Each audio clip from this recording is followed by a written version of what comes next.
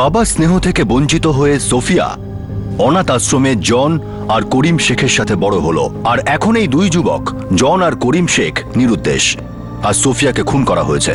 এই মার্ডার কেসের সমাধান আমরা করব আজ এই কেসের দ্বিতীয় তথা শেষ ভাগে। ক্রাইম পেট্রোল সতর্ক। জীবনের বিরুদ্ধে যতগুলো অভিযোগ ছিল এরা প্রত্যেকেই সেটা দূর করেছে। তাহলে এই মেয়েটাকে নিয়ে কার কি সমস্যা থাকতে পারে? আর এর ওই দুজন বন্ধু আসলাম ওরফে জন আর করিম, ওদের সোফিয়ার উপর এতটা কেন হলো যে ওকে মেরেই ফেললো? আর যদি তেমনটাই হয়ে থাকে যেমনটা তুমি বলছো যে ওই ছেলে দুটো অন্য কারোর ভিকটিম, তাহলে সেটা কে? আদিত্য দুবে। স্যার, এই আদিত্য দুবেকে দেখতে হবে। হতে পারে এই স্যাড লাভার বয় মুখোশের পেছনে অন্য কিছু লুকিয়ে। I think your right. এই ছেলেটার মধ্যে কিছু তো একটা রহস্য আছে, যেমন গানের মধ্যে একটা ভুল সুর।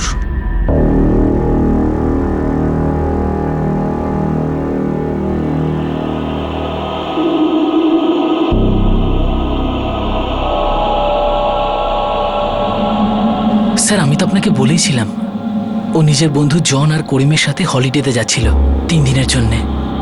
ওরা কোথায় যাচ্ছিল? মনে হয় সিমলা। ও আমাকে ফোন করেছিল এটা বলার জন্য যে আগামী 3 দিনের জন্য ও না তো আমাকে কোনো ফোন করবে আর না কোনো মেসেজ। ও এরকমটা কেন বললো? মানে আমার তো খুব অদ্ভুত লাগছে। হ্যাঁ ঠিক আছে, তোমার গার্লফ্রেন্ড ওর বন্ধুদের সঙ্গে বাইরে যাচ্ছিল সেটা বুঝলাম, কিন্তু 3 দিন ধরে কোনো মেসেজ নয়, ফোন নয়, সেটা কি করে হয়? স্যার আমি জানি না স্যার, সোফিয়া মুডি ছিল। মুডি? সোফিয়াকে চেনে এরকম কিছু লোকের সঙ্গে আমাদের কথা হয়েছে, কিন্তু ওকে মুডি তো কেউ বলেনি। কেউই না। ওই দিন ওর মোবাইল ফোনের লোকেশন কি ছিল? ঠিক আছে, সব ডিটেল খুব তাড়াতাড়ি বার করো আর আমাকে ফ্যাক্স করো। স্যার, সোফিয়া ওই দুজনকে এতটা বিশ্বাস করতো যতটা কেউ নিজের পরিবারের লোকেদেরকে করে। আচ্ছা, এই আসলাম ওরফে জন অথবা করিম, এদের সঙ্গে সোফিয়ার কি শুধু বন্ধুত্বই ছিল নাকি অন্য কিছু? অন্য কিছু বলতে? মানে এই দুজনের মধ্যে কারোর সঙ্গে সোফিয়ার কোনো অ্যাফেয়ার? না না স্যার, এইরকম কিছু হলে সোফিয়া আমাকে নিশ্চয়ই বলতো। ও খুবই স্ট্রেট ফরওয়ার্ড ছিল, কখনো কোনো কথা লুকাতো না। ও স্ট্রেট ফরওয়ার্ডও ছিল? মানে প্রথমে মুডি, তারপর স্ট্রেট ফরওয়ার্ড? স্যার, আমি ওকে খুব ভালোবাসতাম। আমি তো এটা ভাবতেও পারছি না যে কেউ ওকে খুন করতে পারে। আর ওই জন আর করিম স্যার, ওরা এরকম করতেই পারে না। 3 জন একে অপরের খুব ভালো বন্ধু ছিল। Sir, 1 minute.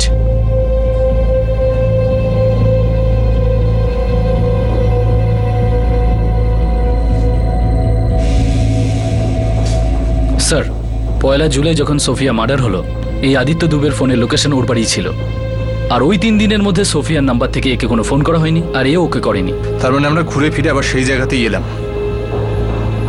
আমাদের কাছে 2জন সাসপেক্ট আছে, জন আর করিম। আমরা জানি না ওরা ফেরার নাকি ওদেরকে কেউ সরিয়ে দিয়েছে। কিশোর, সিচুয়েশন কিন্তু এনকারেজিং নয়। পুলিশ সোফিয়ার খুনের দ্বিতীয় কোনো অ্যাঙ্গেল ধরতে পারছিল না, কিন্তু জন আর করিমেরও কোনো খোঁজ পাওয়া যাচ্ছিল না। এই কেস একটা অন্ধকার গলিতে এসে আটকে ছিল, আর একটা ব্রেক থ্রু পাওয়া খুবই প্রয়োজন ছিল। আর যেরকম বহু জটিল কেসের ক্ষেত্রেই হয়ে এসেছে, সোফিয়া মার্ডার কেসের ক্ষেত্রেও অবশেষে অন্ধকার গলিতে আলো পড়ল। এখন দিল্লি আর বেশি দূরে নয়।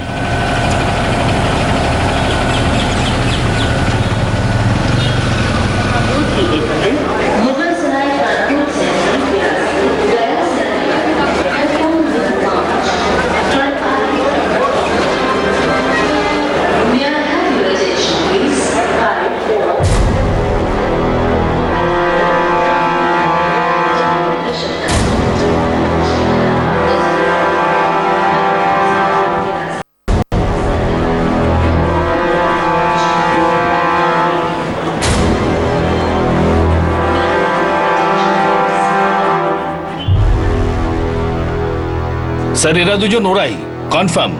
নজর রাখার জন্য একজনকে ওদের পেছনে লাগিয়ে রেখেছি। মনে হয় শহর ছেড়ে পালানোর চেষ্টা করছে। ঠিক আছে, স্যার, ওরা দুজন এখনো ওখানেই। গুড, অ্যাকশনের সময় এসে গেছে।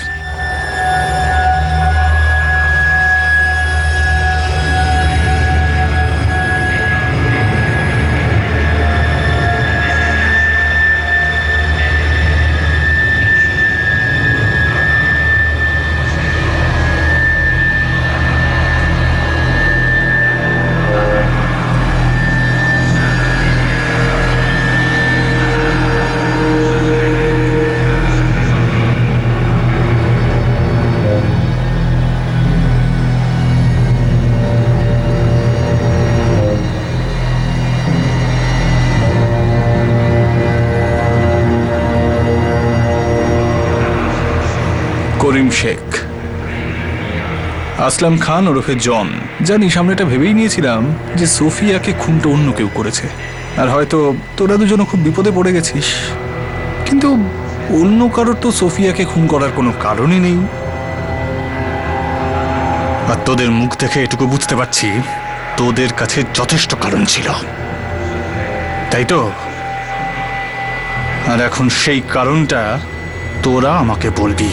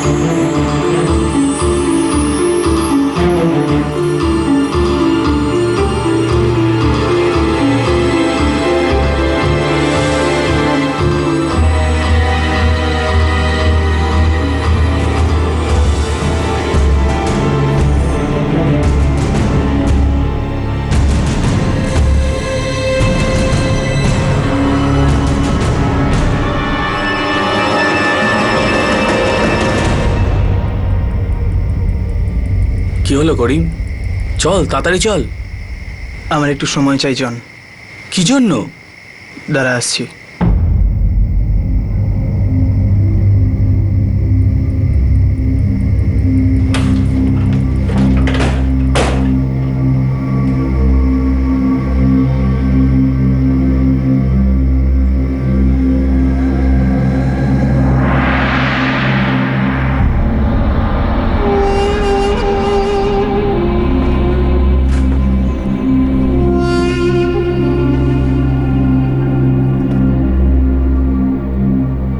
চুপ করে থাকার অনেকগুলো মানে।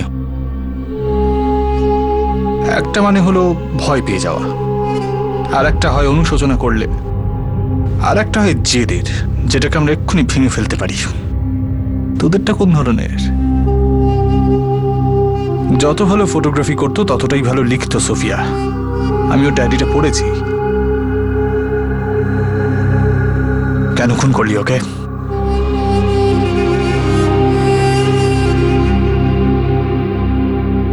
জন আর করিম আইনের হাত থেকে পালাতে পালাতেই সোফিয়ার ডায়েরিটা পড়েছিল।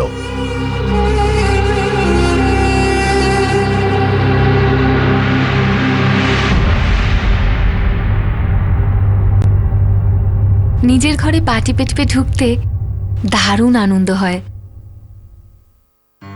কাছের কেউ তোমার ওপর অভিমানী হয়ে থাকলে সেটা ভাগ্যের উপহার ভাববে।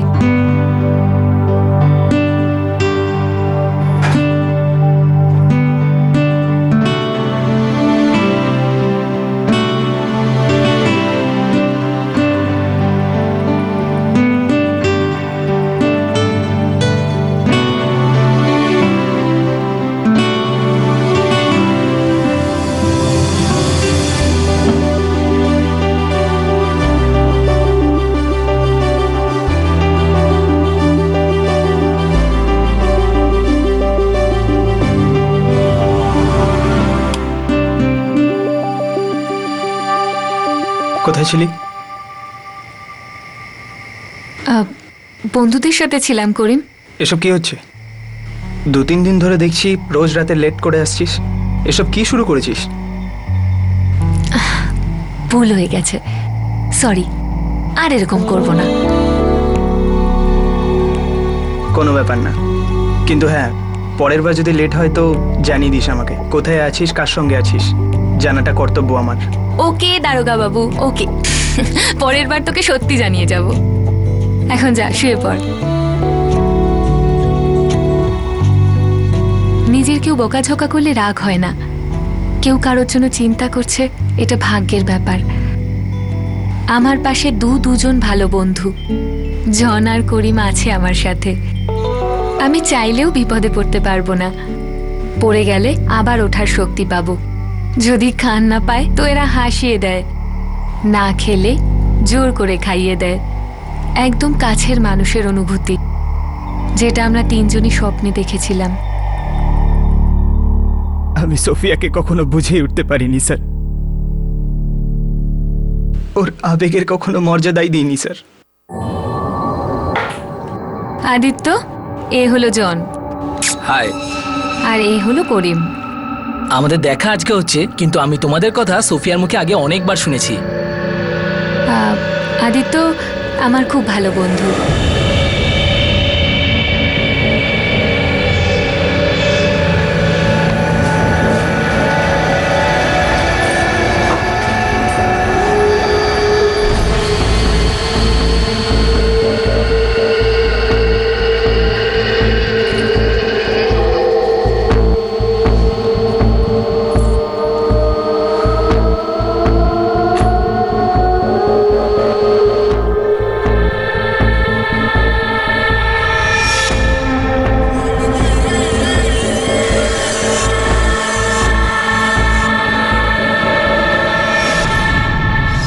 সরি। করিম,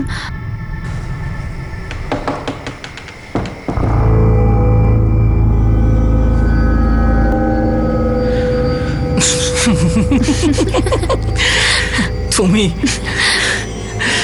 এইবার কিন্তু ওরা তোমাকে বকবে। বকবে তো নিশ্চয়ই, ও ছেড়ে দাও, আমি 2টো ক্লাসকেই ভালো মতন হ্যান্ডেল করব। ভালোবাসি আমি ওকে।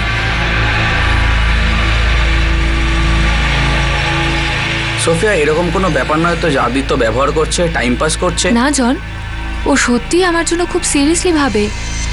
অনেকদিন ধরে আমি ওকে চিনি, আর এই সিদ্ধান্তটা ও খুব ভেবে চিন্তেই নিয়েছে।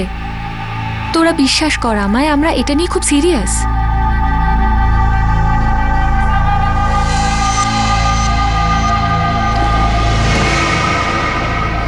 ভাই, যদি দুই তরফেই ভালোবাসা থাকে তাহলে তো ঠিকই আছে। সোফিয়া খুশি আছে, তাই ওর খুশিতেই তো আমাদের খুশি হওয়া উচিত। দেখ জন, 2 সপ্তাহ আগে ও শুয়ে আছে, কি করছিস?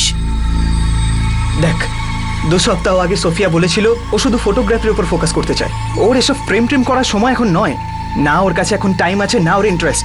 আচ্ছা, কিন্তু এই কথাটা তোকে কে বললো? সোফিয়া কেন এই সমস্ত তোকে বলেছে?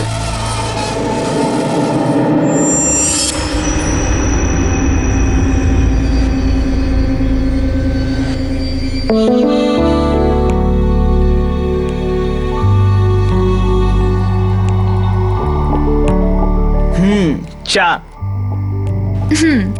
কেমন লাগছে এগুলো? খুব সুন্দর লাগছে। আর এগুলো কিরকম লাগছে? এটাও খুব সুন্দর। ব্যাস 2 মাসের স্যালারিটা আসতে দে, তারপর লেটেস্ট ডিএসএলআর কিনবো, আর তারপরে তুই দেখিস আমি কিরকম নতুন নতুন ফ্রেম সেট করি। এমনিতে এগুলোও খুব ভালো লাগছে। আমি না প্রফেশনাল ফটোগ্রাফার হব। তোর কি মনে হয় আমি প্রফেশনাল ফটোগ্রাফার হতে পারবো? একদম টপ লেভেলের। ট্যালেন্ট তো আছে, আর বাকিটা ভাগ্য। ভাগ্য? ভাগ্য টাগ্য কিছু হয় না করিম, আমরা নিজেদের ভাগ্য নিজেরা লিখি। আমি কি তোকে আমার ভাগ্যে লিখতে পারি? কি? পাগলি, প্রপোজ করছি। ভালো বললি, প্রপোজ তুই করছিস আর পাগল আমায় বলছিস? দেখ ভাই করিম, এই ভালোবাসা টালবাসা না পাগলামো বলে মনে হয়। এগুলোর জন্য আমার না আছে সময় আর না আছে ইন্টারেস্ট। আমার শুধু নিজের ফটোগ্রাফিতে ফোকাস করতে হবে। যেরকম অর্জুন মাছের চোখ দেখেছিল না, ব্যাস একদম ওই রকম। আর 2 সপ্তাহের মধ্যে মাছের চোখ থেকে চোখ সরিয়ে নিল, আর ওই আদিত্য দুবের চোখের ওপর চোখ পড়লো, তাই না? ভাই তুই যে কি বলছিস আমি কিছুই বুঝতে পারছি না। কিন্তু আমি সবকিছু বুঝতে পারছি, সবকিছু। ভাই আমার এতটা মনের মধ্যে নিস না, ওর লাইফ ওর সিদ্ধান্ত। আর এটা তো তুইও মানিস যে ও আমাদের মধ্যে সব থেকে বেশি বুদ্ধিমান। বড় মনের মানুষরা কখনো মিথ্যে বলে না, আর বিশেষ করে সেই মানুষগুলোকে যারা ওর এতটা কাছের।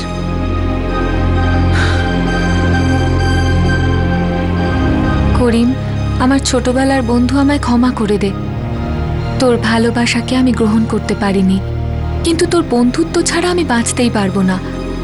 তুই আমায় যা যা বললি সেটা আমি হেসে উড়িয়ে দিয়েছি, একটা মিথ্যের সাহায্যও নিয়েছি। কিন্তু করিম, তোকে আমি দুঃখ দিতে চাইনি, আর না আদিত্যর কাছে লুকোতে চেয়েছি। নির্দিষ্ট সময়ের জন্য অপেক্ষা করছিলাম কখন তোদের দুজনকে বলবো যে আদিত্যকেই আমি ভালোবাসি। করিম, আমি জানি যে তুইও অপেক্ষা করছিস, এটাও জানি যে তোর মন কতটা বড়। আমার ছোটবেলার বন্ধু, আমায় ক্ষমা করে দিস। আশা করব তুই আমাকে বুঝবি।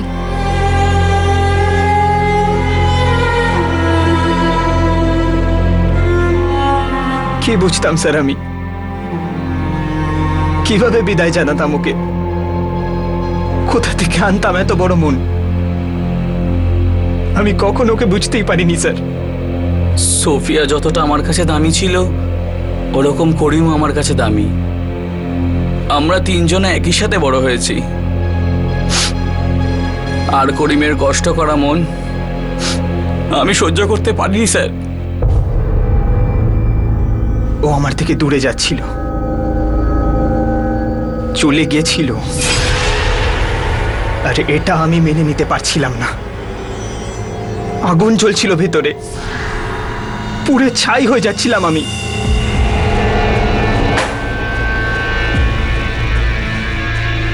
আরে কি হলো? ছেলে মানুষই ছেড়ে করিম, বল না কি হয়েছে? কি বলবো? যেটা বলেছিলাম সেটা বুঝতে পেরেছিলিস না? 12 বছর ধরে 12 বছর ধরে তোর সঙ্গে ছায়ার মতো আটকে আছি। তোকে সবসময় রক্ষা করি, তোর খেয়াল রাখি। আমি কখনো সেটা অস্বীকার করেছি করিম? দেখ, আমি কম কথা বলি, কিন্তু এর মানে এটা নয় যে আমি অন্ধ। হ্যাঁ, তুই অন্ধ। এত বছর ধরে তুই আমার ভালোবাসা দেখতে পেলি না, আর এখন আদিত্যর পয়সা তোকে অন্ধ করে দিয়েছে। আদিত্যকে এর মধ্যে আনিস না ইয়ার, প্লিজ। কেন টানবো না? আরে ও আছে আমাদের মাঝখানে, ও আমাদের মাঝখানে কাটা হয়ে রয়েছে। সোফিয়া, ওকে উপরে ফেল। দেখ দেখ, তোর ভাগ্য না আমার সঙ্গে লেখা আছে। আমি তোর জন্য আছি, সারা জীবন থাকবো।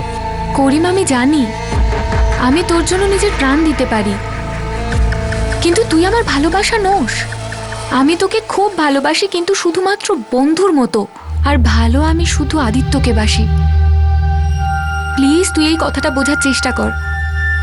আমি আদিত্যকে ছাড়তে পারবো না।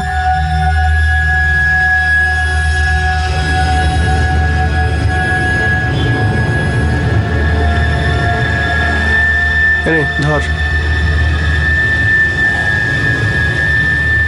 ভাই, এত পরিষ্কার কথা হয়ে যাওয়ার পর আর কি আছে? ছেড়ে দে না, যেতে দে না। সোফিয়ার তুই নিজের জীবন। আমার তো কোনো জীবন নেই না? তুই না অন্ধ হয়ে গেছিস, তুই দেখতেই পাচ্ছিস না যে সোফিয়া তোকে নয় আদিত্যকে ভালোবাসে। আবে, তুই অন্ধ হয়ে গেছিস, আর ওই সোফিয়া আদিত্যর টাকায় অন্ধ হয়ে গেছে।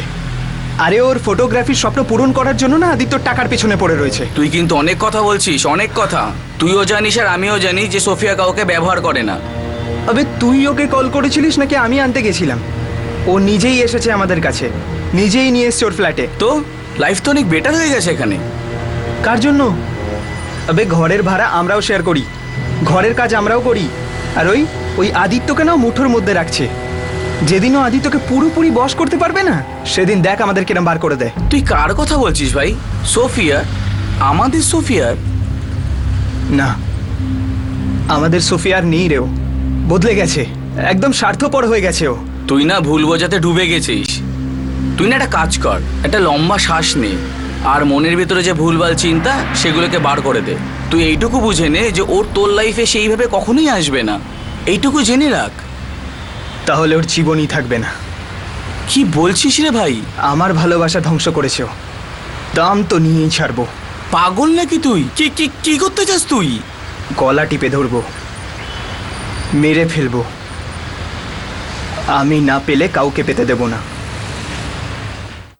আমার আটকানো উচিত ছিল, আটকানো উচিত ছিল। না আমি আটকালাম, না আমিও আর নিজেকে সামলালাম।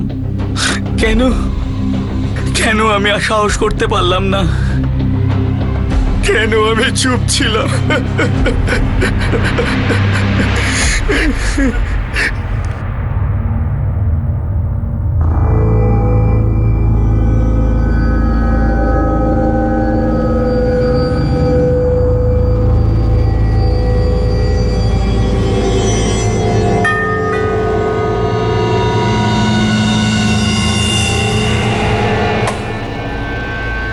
কোথায় ছিলি তোরা দুজন? ফোন করছিলাম আমি, না কোনো মেসেজ না কোনো কল। কত ভাবছিলাম আমি, দিস ইজ নট ডান ইয়ার।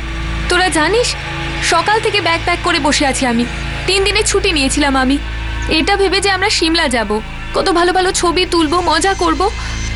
কিন্তু এখন দুপুর হয়ে গেছে। যদি সকালে বেরোতাম না তো এখন লাঞ্চ করতাম বসে, কত কি খেতাম বসে।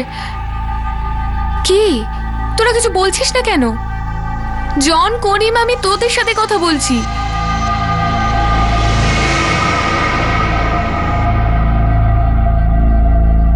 শেষবারের মতন জিজ্ঞেস করছি সোফিয়া, ওই আদিত্যকে ছেড়ে আমাকে বিয়ে করবি?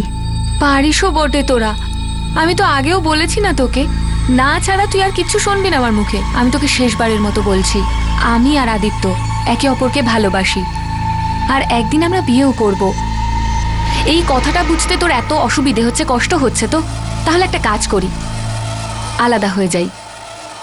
বন্ধুত্বটাকে শেষ করার চেয়ে দূরে থাকা ভালো, তাই না? চল আমরা সময় দিই একে অপরকে। হ্যাঁ, এটাই ঠিক থাকবে। নইলে তো তুই বুঝতে চাইছিস না। হয় আমি একটা ফ্ল্যাট দেখি, নয় তুই দেখে নে, কিন্তু এটা তো নিশ্চিত আলাদা আমাদের হতেই হবে।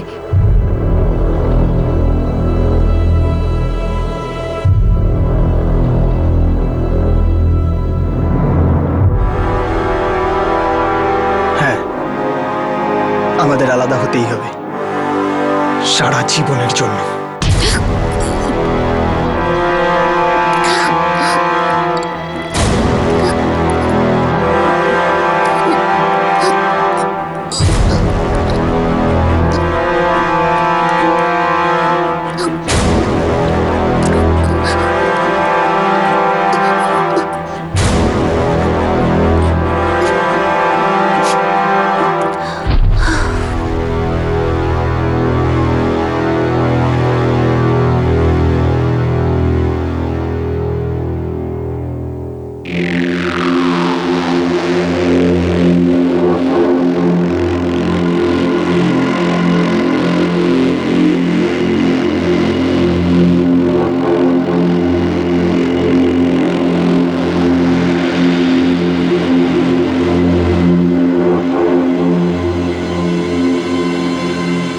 তুই নিজের ছোট্টবেলার বন্ধুকে এরকম নৃশংসভাবে খুন করলি, আর তুই সেটা দাঁড়িয়ে দাঁড়িয়ে দেখলি।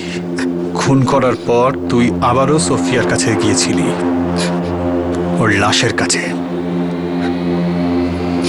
কেন গিয়েছিলি করিম?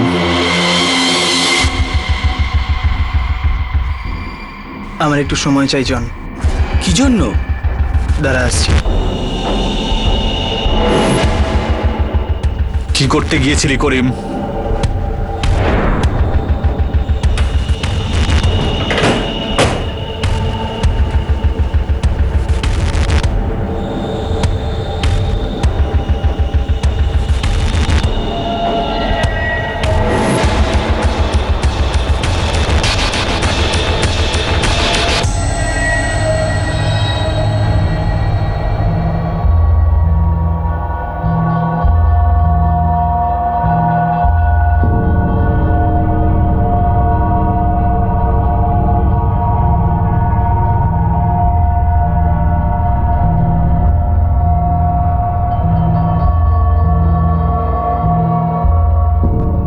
এতটা নোংরামি করলি, এত বিকৃতি, ভয়ঙ্কর।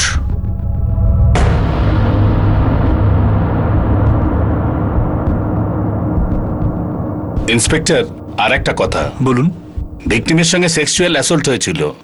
কিন্তু যদি রেপ হতো তাহলে তো নিশ্চয়ই ও চিৎকার করতো, তাই না? না, চিৎকার করেনি, রেপ খুন করার পরে হয়েছে।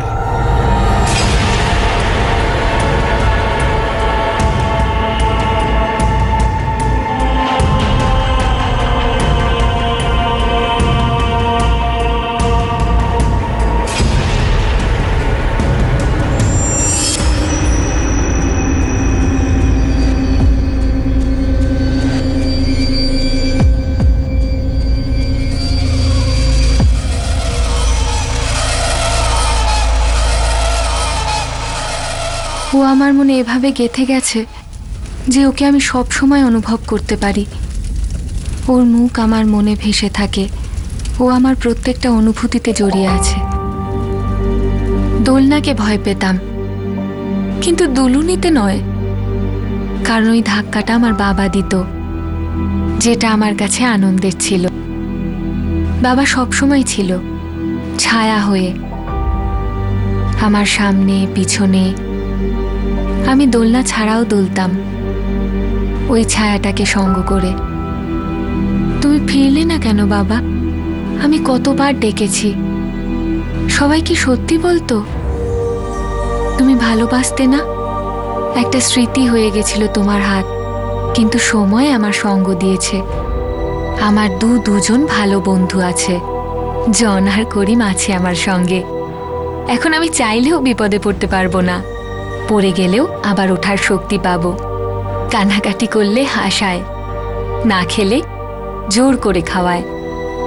কাছের মানুষের অনুভূতি দেয়, যেটা আমরা তিনজনে স্বপ্নে দেখেছিলাম।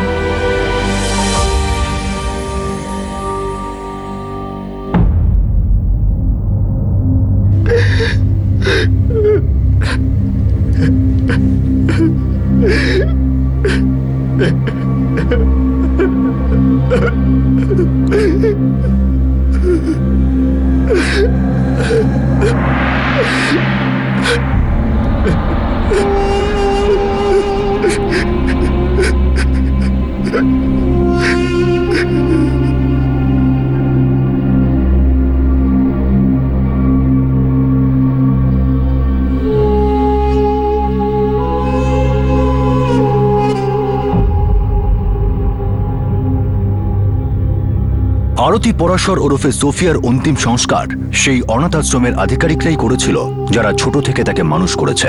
আদিত্য দুবে অবশ্যই সোফিয়ার ভালোবাসা ছিল, কিন্তু সোফিয়ার আসলাম খান ওরফে জন আর করিম শেখের সঙ্গে গভীর আর প্রাণের সম্পর্ক ছিল, যা তারা খুবই নির্মমভাবে শেষ করে। আজ তারা দুজনই আইনি হেফাজতে। তাদের বিরুদ্ধে আইপিসির ধারা 302 আর ধারা 201 অনুযায়ী মার্ডার আর প্রমাণ লোপাটের অভিযোগ আনা হয়েছে।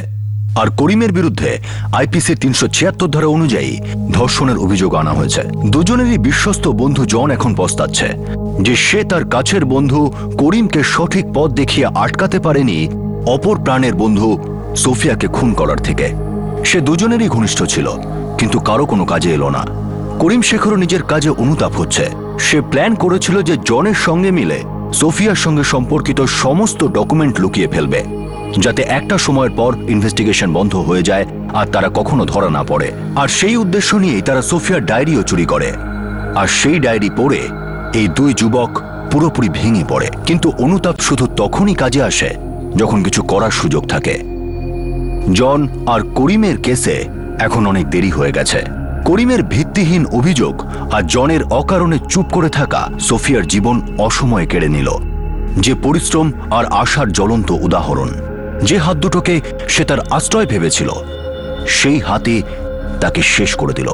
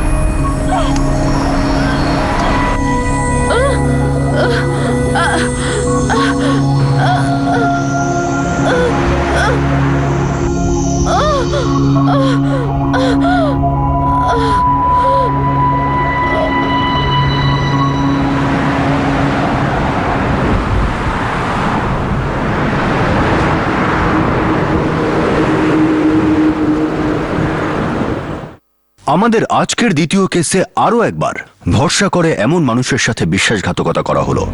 কারো বিশ্বাসকে গলা টিপে খুন করা হলো, কারো আশা শেষ হয়ে গেল, আর একটি জীবন মৃত্যুর অন্ধকারে ঢলে পড়ল।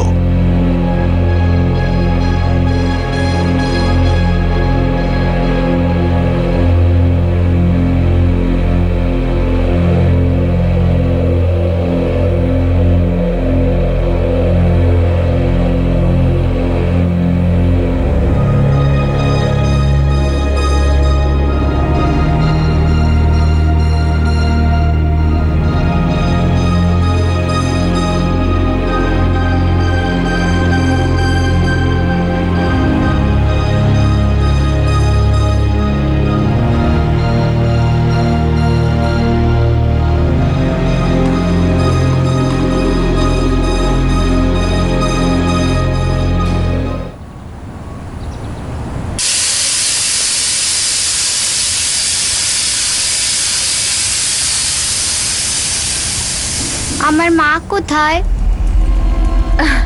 সোনু বাবা, এত সকালে উঠে পড়েছো? হ্যাঁ আমার মা? হ্যাঁ বাবু, মা চলে আসবে, খুব তাড়াতাড়ি চলে আসবে। হ্যাঁ, খিদে পেয়েছে না? দুধ খাবে?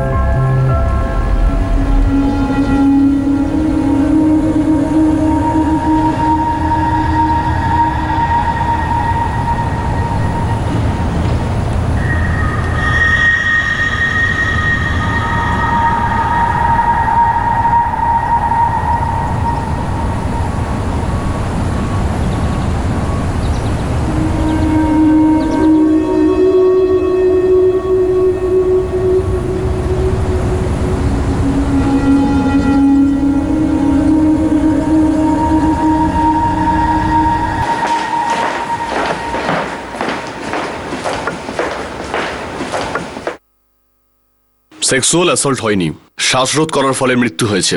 ডক্টর, মৃত্যুর সময়? বডি পোস্টমর্টমের জন্য এসেছিল, তার প্রায় 10-12 ঘন্টা আগে। তার মানে আমরা যখন বডি পেয়েছি তার আগের দিন রাতে মার্ডার হয়েছিল, আর তারপর লাশ নালাতে ফেলে দেওয়া হয়েছিল।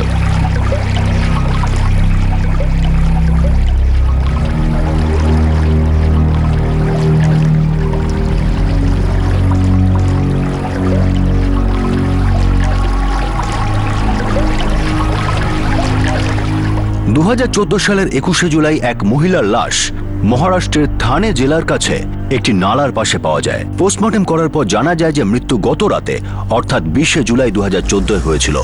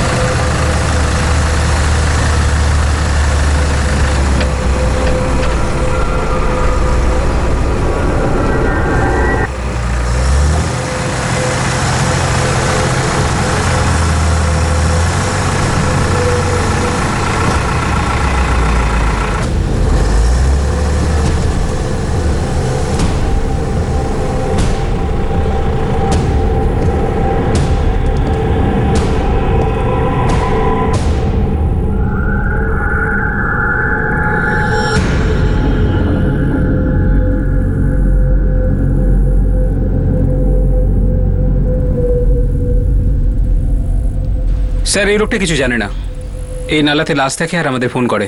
আমি আশেপাশে অনেককে জিজ্ঞেস করেছি, কেউ কখনো এই মহিলাকে আগে এখানে দেখেনি।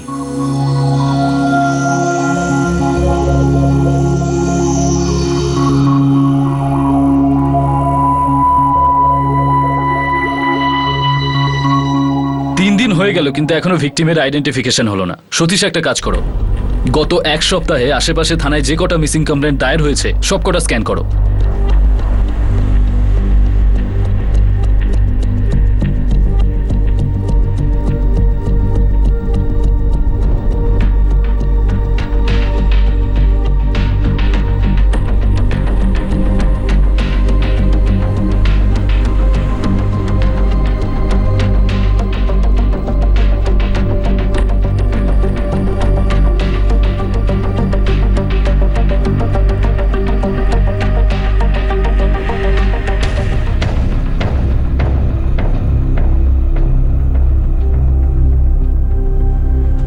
সাত দিন ধরে পুরো এলাকা চষে ফেলেছি, কিন্তু এখনো পর্যন্ত এ ব্যাপারে কোনো খবর পাইনি। এই মহিলার পোস্টার তো আমাদের এলাকাতেও লাগানো হয়েছে। আবে গোটা মুম্বাইতে লাগিয়েছে। আমি নিজে মুম্বাই থানে বাসি সব জায়গায় খোঁজ নিয়েছি। আমি তোকে নিজে গ্যারান্টি দিচ্ছি, এর মনে হয় কেউ নেই, কিংবা কারোর একে নিয়ে পরোয়া নেই।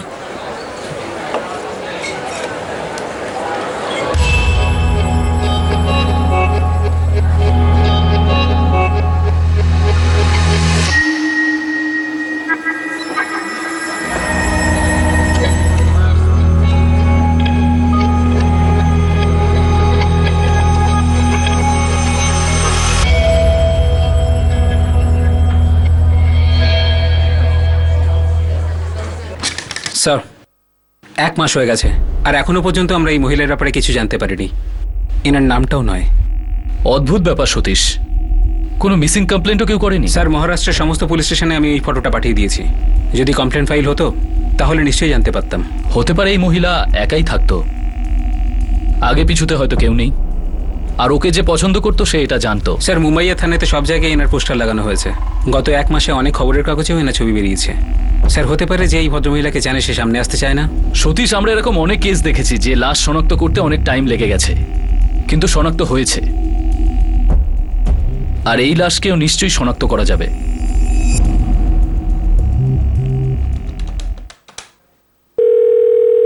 হ্যালো। হ্যালো ইন্সপেক্টর সুরবে, আমি ডক্টর রানে বলছি। হ্যাঁ ডক্টর, বলুন। গত 3 মাস ধরে ওই মহিলার বডি এখানে পড়ে রয়েছে, আর এখনো অবধি কেউ বডি আইডেন্টিফাই করতে আসেনি। দেখুন, আমি আপনার ব্যাপারটা বুঝতে পারছি, কিন্তু এই কেসটা এখনো সলভ হয়নি, আর এমনিতেও কেসটা ক্রাইম ব্রাঞ্চে যেতে চলেছে। আমার মনে হচ্ছে ওই বডি সৎকার করে ফেলা উচিত।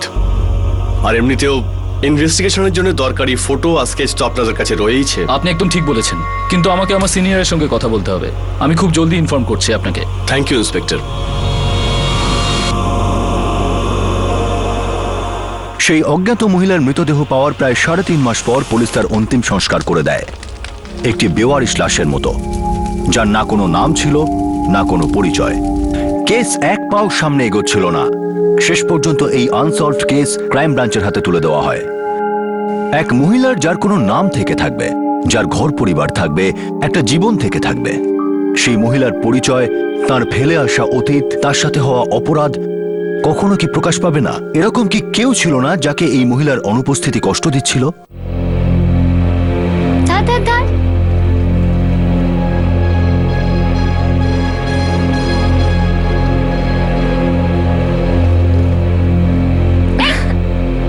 চল তুই আউট।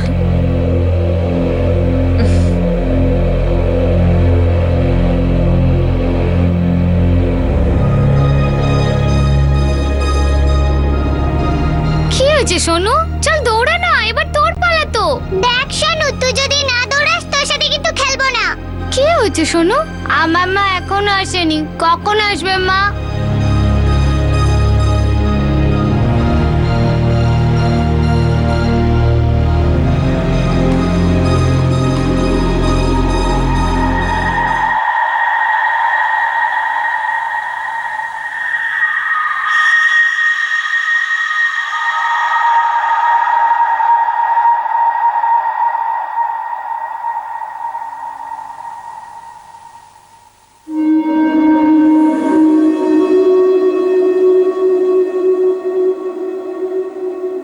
মৃত্যুর কারণ ছায়ার মতো পিছু নেয়।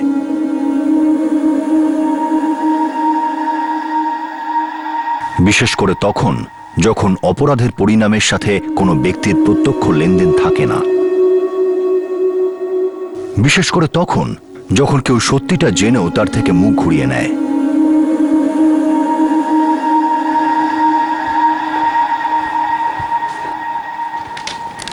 হ্যাঁ জগন বল। স্যার, নারায়ণ আমাকে ফোন করেছিল।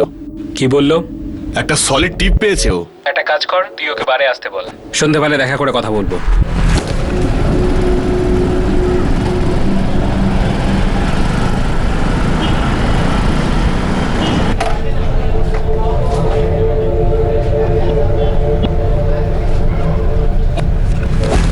তুই দাঁড়া, আমি তোকে পরে ফোন করছি। সালাম স্যার। কি সলিড ট্রিপ দিবি বলেছিলি তুই? স্যার, কাল রাতে দুবাই থেকে একটা ফ্লাইট আসতে চলেছে। কোন ফ্লাইট?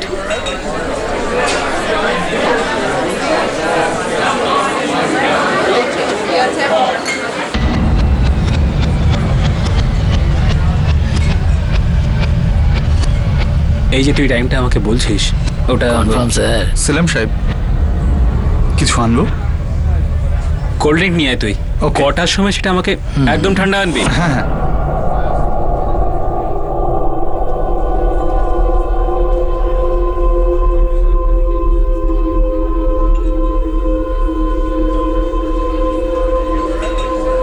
আচ্ছা সাহেব, আপনার সঙ্গে কথা ছিল।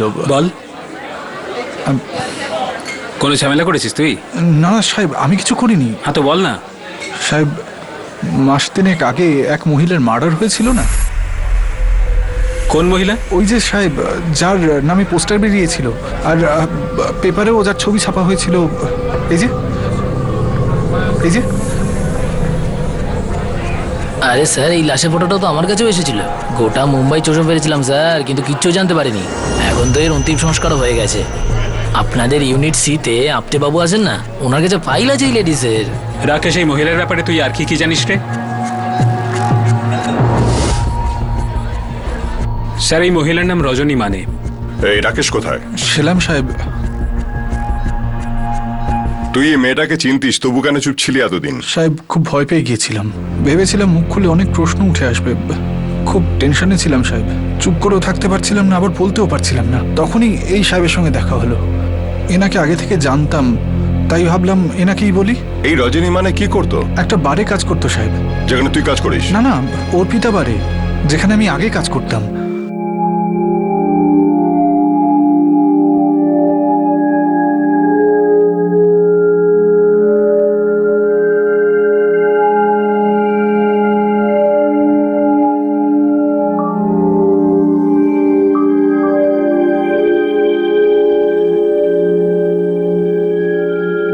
খুব বেশি কিছু জানি না সাহেব ওর ব্যাপারে, কখনো তেমন ভাবে কথাও হয়নি। আর এক সপ্তাহ বাদে আমি অর্পিতা বারে কাজ করা ছেড়ে দিই। তারপরে ওকে আর দেখিও নি। কিন্তু ওই অর্পিতা বারে এমন তো কেউ আছে যে এই রজনী মানেকে ভালো করেছে না? হয়তো। হ্যাঁ, আরও একটা মেয়ে ছিল, সীমা। রজনীর সঙ্গে ওর ভালো বন্ধুত্ব ছিল।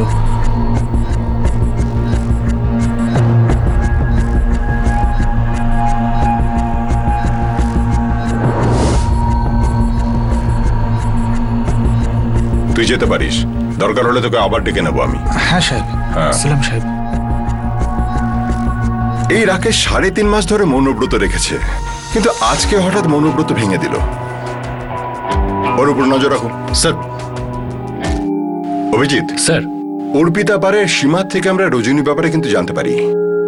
এই রজনী মানের অন্তিম সৎকার একটা বেওয়ারিশ লাশের মতনই করা হয়েছিল, আর আমরা এই খুনিকে আইডেন্টিফাই করব আর এই কেসটা ক্লোজ করব।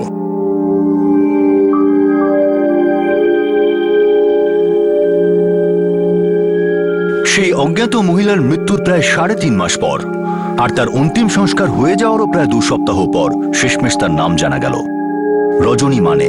রাকেশ চেষ্টা করেছিল যে এই কথাটা সে নিজের মধ্যেই গোপন রাখবে, কিন্তু শেষ পর্যন্ত সে আর চুপ থাকতে পারল না। রাকেশ ছাড়া আরো অনেকে ছিল যারা নিজেদের মধ্যে রহস্য চেপে রেখেছিল, সত্যের থেকে মুখ ঘুরিয়ে রেখেছিল। রজনীর খুনির ভ্রান্ত ধারণা ছিল যে তার অপরাধ কখনোই ধরা পড়বে না, কিন্তু সেই ভুল শীঘ্রই ভাঙতে চলেছিল, কারণ সেই অজ্ঞাত লাশের শনাক্তকরণ হয়ে গিয়েছিল। সেই মহিলার জীবনের রহস্য প্রকাশ্যে আসতে চলেছিল, আর তার সাথে প্রকাশ পেতে চলেছিল তার মৃত্যুর রহস্য। রজনী মানের জীবন এবং তার মৃত্যুর রহস্য আমরা জানবো আগামী দিন, আগামী পর্বে, এই কেসের দ্বিতীয় তথা শেষ ভাগে। আপনাদের সাথে আবার দেখা হবে ক্রাইম পেট্রোল সতর্কতে। ততক্ষণ নিজের খেয়াল রাখবেন, সুরক্ষিত থাকবেন, আর মনে রাখবেন সততার পথে হাঁটাই সবসময় লাভজনক, কারণ এই পথে ভিড় খুব কম হয়। সঠিক সময়, সঠিক পদক্ষেপ, সতর্ক থাকুন। জয় হিন্দ।